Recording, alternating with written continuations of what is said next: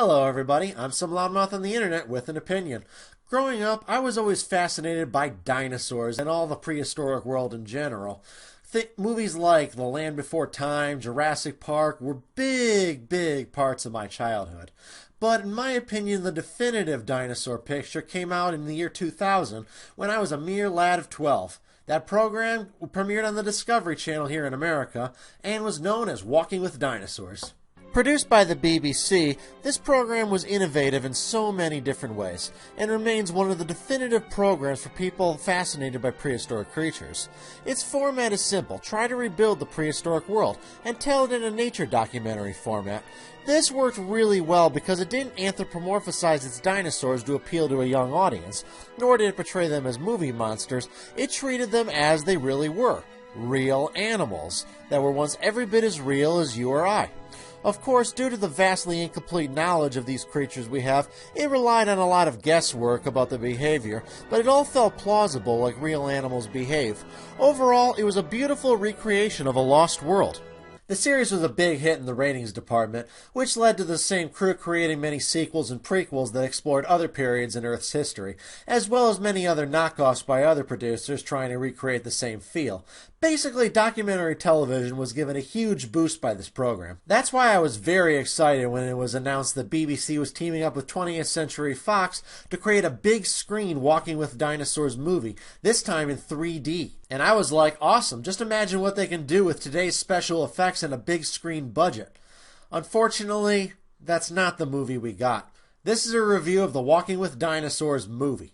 The Walking with Dinosaurs movie is probably one of the most insufferable experiences I've ever had watching a movie. While many movies are made worse by bad input by test screenings and uncreative studio executives, no movie before it was so blatantly and completely ruined at the last minute as this movie right here. So what made this movie such a letdown? Well, where do I begin? I guess I'll start at the beginning. We open the movie in modern-day Alaska with Carl Urban as a paleontologist trying to teach his nephew to care about dinosaurs. Check it out. What is it? That, my friend, is the tooth of Gorgosaurus. You know, it was almost as big as a T-Rex, but way faster. They roamed the Earth millions of years ago, and then they got wiped out. Their only living descendants are birds and blah, blah, blah. We loved you and dread Carl Urban, but there is no reason for you to be in this movie. These live-action bookends that come before and after the movie really feel tacked on like they were scripted and shot in just a couple days. It really feels like a last-minute addition, which it probably was. Being a great paleontologist, Carl Urban decides to go on a dinosaur hunt in the middle of a forest. You sure you don't want to come? I'm not really into digging up dead things. For a movie that claims it's trying to educate kids, it sure does get a lot wrong. Fossils aren't found in living forests, they are found in sedimentary rock deposits. But to harp on that would be a waste of time given the stupidity that's ahead. Carl Urban's nephew, while he's trying to have a real life, suddenly has this happen to him. Yeah, you. I'm talking to you. What's wrong? You never heard a bird talk before? No, Mr. Bird, because this was supposed to be a documentary. You think you're pretty smart, don't you? It's all right. I'm not offended by those things you said about my ancestors. Totally cool with it. You should see your ancestors. 3 words. Ugly. Now, it was here I started realizing that this movie was really gonna suck. The talking bird, I can't believe I just said that, leads them to a flashback to 70 million years ago. Bird. That's me. Well, that's an end to that pointless scene. Now let's get to the real movie. First, the good. The movie, at least on mute, is pretty fantastic to look at. With 6 times the budget of the original miniseries and 14 years of massive computer processing and animation software improvements, the animation is massively better. Like the miniseries before it, the movie places its dinosaurs in live-action shot backgrounds, which further enhances the lifelike feel. This difference is most profound comparing the Blu-ray 3D version of the standard definition produced original, but even in these low-resolution internet clips, the improvements are striking. By the smell of food. The area is full of geothermal springs. Was Pachyrhinosaur carpaccio, with a garnish of sagebrush and just a soupçon of wild asparagus. So this movie really does deliver in being the most realistic visual depiction of the age of dinosaurs. I'll give it credit where credit's due.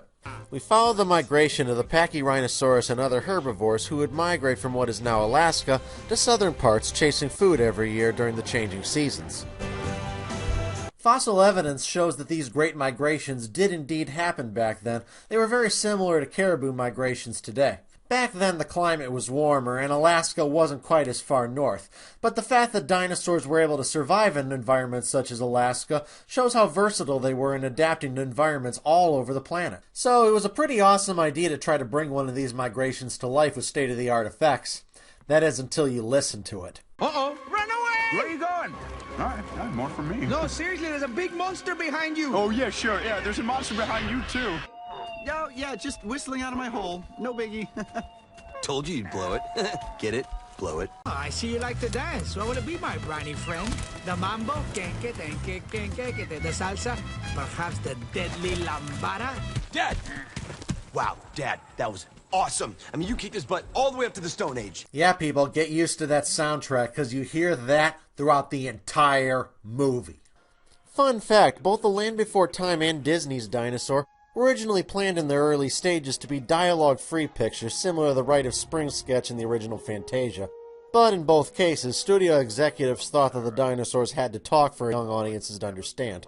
While the dialogue wasn't always the best in these movies, particularly in Disney's Dinosaur, at least these characters' lips move when they speak, and the movies know when to stay silent for certain effective moments.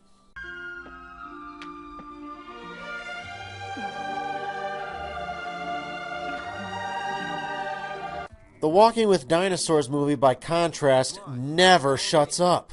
If he's the leader of the herd, why am I following you? Because I'm still the leader of you. Come on. All right, I'm coming. Hey, everybody! Has anyone seen Juniper? Anyone? Anyone? They look hungry. What if they want to eat us? They don't eat meat. They eat very large trees. I'm glad I'm not a tree. It's like this movie thinks that if it goes more than a few seconds without some stupid dialogue with some stupid joke, kids will grow bored. It shows total contempt for children's attention spans. The fact that the characters' lips don't move when they talk, as well as the dialogue-free nature of the early trailers for this movie, shows conclusively that the soundtrack was originally not going to be part of this movie. It's quite clear that it was added by 20th Century Fox executives who clearly hated children and thought children's entertainment wouldn't work unless it was dumb as all hell. After, what I did to you. I deserve that. Given that this movie was a box office disappointment with only $120 million worldwide, it was clear these last-minute changes did absolutely nothing to make this movie more successful. If anything, they just alienated the core fan base of the miniseries it was based off of, and probably made it less successful. Shows what these people know. But it's not just the dialogue, even the background musical score is terrible.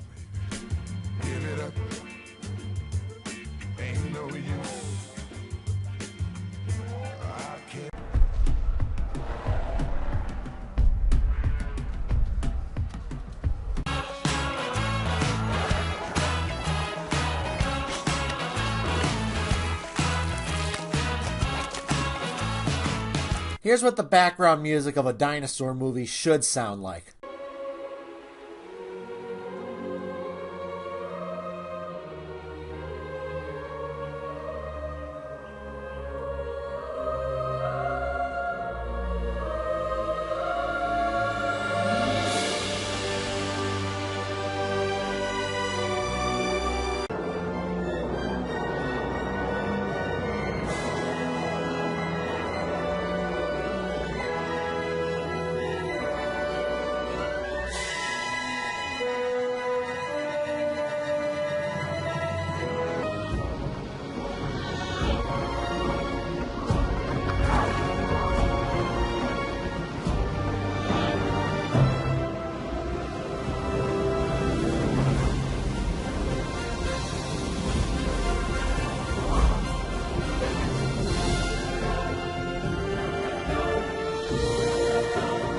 Say what you want about Disney's Dinosaur, that's how you score a dinosaur movie. What is odd is that only 4 characters actually talk and the rest of the dinosaurs are all mute. The 4 characters are first Alex, voiced by John Leguizamo, and Alexosaur, which was a primitive bird of the period, which acts as the narrator to most of the events, though that gets flipped around sometimes. This is the most beautiful place I've ever seen. It's a future oil field, so don't get too attached. Patchy, voiced by Justin Long, he's the main hero who goes for our standard underdog protagonist. Juniper, the boring love interest, voiced by Taia Skiar. And most annoying of all is Scowler, voiced by Styler Stone, the bully big brother of our main hero who acts as kind of an antagonist. Patchy's got a girlfriend. Hit it. You're crushing hard. Nope, I'm not. Give up. She's out of your league. In better talking dinosaur movies for kids, the dialogue is meaningful and adds to the emotion of the scene. There's Libby. And Buck. And Mama. Family.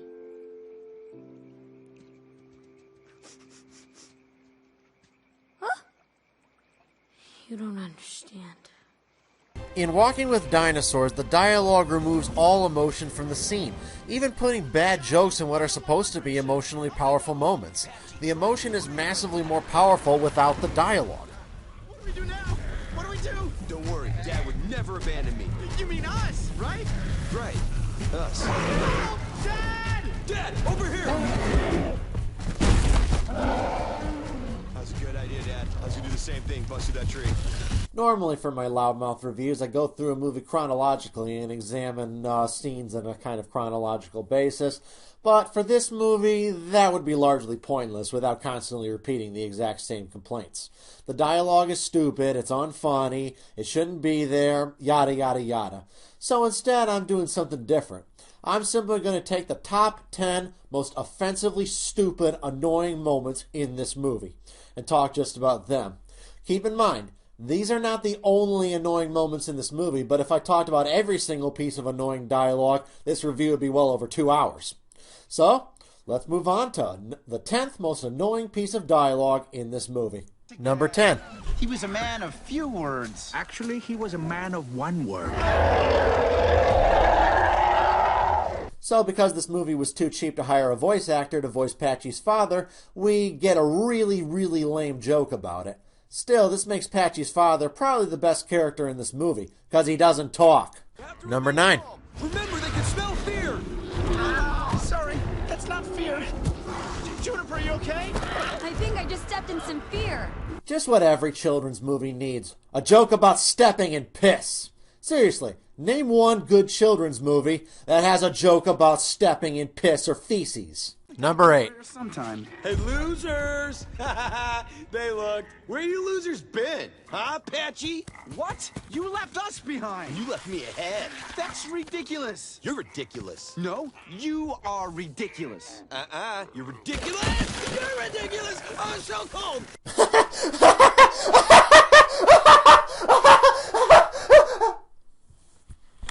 That wasn't funny. Number 7. What up, Scowler? She's my friend. Shouldn't you ask her mom for permission? I don't need to get permission from her mom. Patchy. Unless, of course, she's standing right behind me, which she is. What a nice surprise. Hello, Mrs. Juniper's mom. Okay. Bye, Patchy. Bye-bye then. Good to see you. Good to see you. Seriously? Worst migration ever.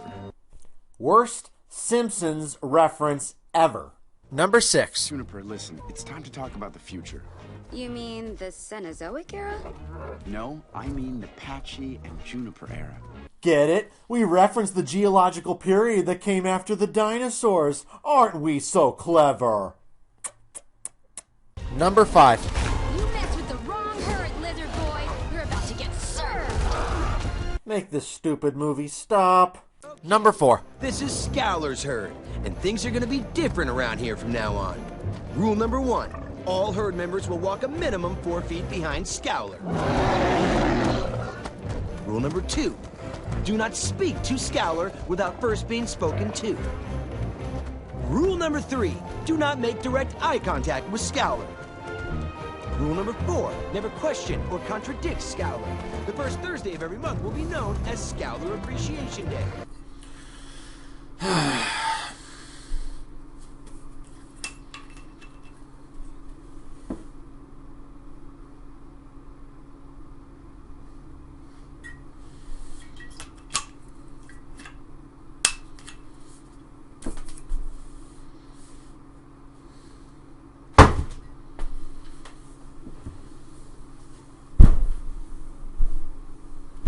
Number 3. Juniper needed my help. With her mom stuck on the shore, I suddenly realized what I had to do. I had to dive in to save her. You dove in? That's right. That was a dive. Yeah, actually it was. That was a dive right there. Yeah, it was a dive. Maybe we should look at that again.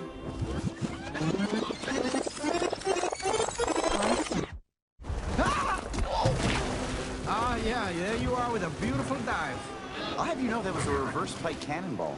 I gave you a 1.5 for degree of difficulty and a perfect 10 for imagination. Not all of this movie's atrocious jokes are really just the result of the voiceover track. This one makes it into the video, and I'll explain later in the review why that makes it particularly bad. Number 2. Maybe we should be a bit more careful from now on. Yep.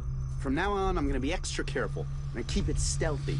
I'm going to be like a ninja. Yep, because dinosaurs 70 million years ago were profoundly aware of aspects of Asian culture. Sure. And the number 1 worst joke in this movie, possibly the worst joke in any movie, comes in this scene, which starts off trying to educate people, which is all well and good, but this movie couldn't keep maturity for more than a few seconds. 6 feet from the tip of his tail to the top of his noggin. And if you like teeth, he's got teeth, 60 of them, and razor sharp, perfect for tearing through flesh and splintering bones. His powerful legs propel him to blazing speeds of up to, well, no one really knows, but he certainly was faster than you. He was equipped with an uncanny sense of smell, razor sharp vision, and 2 tiny little arms. He... I'm sorry, seriously, I mean, what's up with that? I mean... Okay, sorry, wait. I have to compose myself. Okay, the Gorgosaurus had a large brain. I'm sorry, I can't take him seriously with those tiny little baby hands. I mean, look at him, he's so cute. Okay, I'm sorry. But make no mistake, despite his comically miniature arms... Gorgosaurs, like all tyrannosaurids, had relatively small arms for their body size because evolution capitalized on jaw strength. And in order to not overweigh the animal's front, meant that the arms had to shrink. You could have explained this to the audience and actually educated them, but no, let's have a really stupid little joke about it that isn't even remotely funny. If the person who came up with that joke is watching this movie by any chance, you are scum! So after 70 minutes of waiting for this movie to shut up, we finally head back to our human characters we met at the beginning and totally forgot about. Uncle Zach? A talking time-traveling crow just told me to care about dinosaurs. Come see what we found. So get this, the Gorgosaur tooth that Uncle Zach gave to his nephew at the beginning of this movie actually belongs to the same dinosaur that they just discovered. Oh, wow. That's it, it fits. Fossilization is an incredibly rare process. The odds that you would find the exact right skull in the exact right place for that tooth are astronomical. That's like spray painting a fly, having it fly away, and then 2 weeks later finding that exact same fly 10 miles away. Kid, every fossil tells a story. So the movie ends with the magical time-traveling Alex telling another terrible joke. The rest of you, this is the end of my tale. No, literally, you see it? No, really. But since this movie suddenly decided it's a horror movie, we have to end on a jump scare. This movie is a pile of dinosaur shit. The stupid childish voiceovers are absolutely agonizing, and it's constant throughout this picture. This movie is second only to Adam Sandler's Whitey voice from 8 Crazy Nights as the simple worst voice acting I have ever heard in my entire life. And having him mixed up with these gorgeous visuals feels like a massive punch in the gut. None of it even feels scripted. It's like an unfunny version of a riff track that got mistakenly released as the actual movie. It's just the worst. So even though this movie really sucks, there is a much better version of this movie out there. It's exclusive on the Blu-ray 3D edition, which is the only version anyone should have anyway, and it's called the Cretaceous Cut. Basically, the Cretaceous Cut is a dialogue-free version of this movie.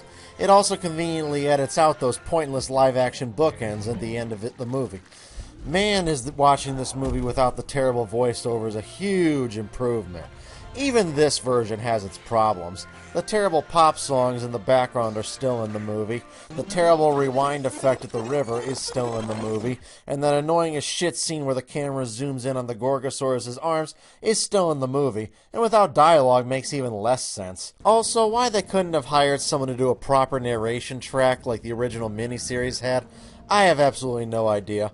While this version isn't great, at least it's watchable, which is more than I can say for the horrible theatrical cut. So if you want to watch this movie's excellent animation, seek this version out. The theatrical version, on the other hand, isn't for anyone. It's insulting to the science of paleontology. It is insulting to the creators of the original series. It is insulting to the animators who worked so hard on these visuals. And most of all, it's insulting to your children's intelligence. Basically, this movie deserves to be extinct. Alright, that was kind of cheesy. But it's funnier than anything in this movie. I'm some loudmouth on the internet, and you just heard my opinion.